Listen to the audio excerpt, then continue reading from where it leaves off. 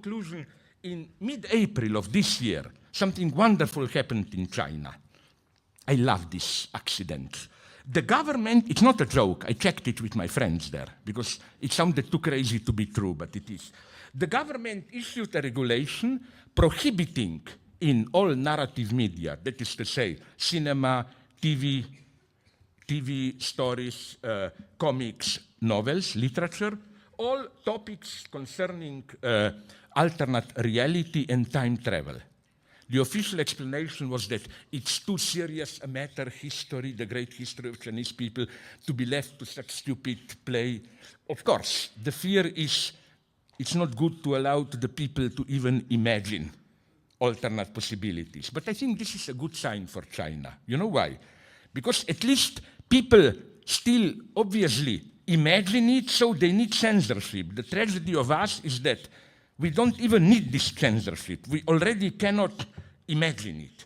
So maybe this is the stuff of us intellectuals. We are not magicians. We don't know what to do, my God.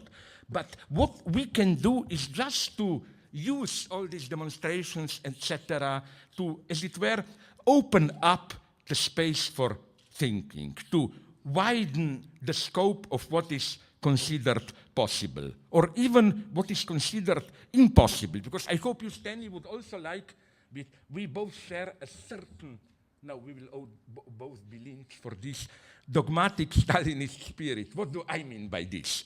For example, when people say democracy, blah, blah, blah. No, in certain things, I like total dogmaticism. Where? Let's take rape. I wouldn't like to live in a society where you freely debate rape.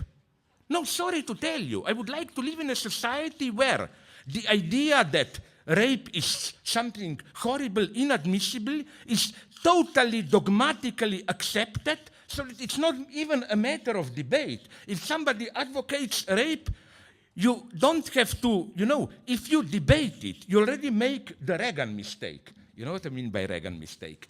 Reagan, this was a wonderful moment 30 years ago, 20 years ago. I remember President Reagan was once accused that he is close to some people who advocate, who deny the Holocaust, no? And his defense was a legendary one. It was, no, it's not true. Whenever at my dinner someone denies Holocaust, I always fight him. Of course, the question is, what kind of friends does he have that he has all the time to defend that there was a Holocaust? So what I'm saying is that at this level of what is considered possible, impossible, maybe it's our duty to change. Like, maybe we will not be, at least not in this easy way, immortal, but maybe we can change social regulations a little bit, no?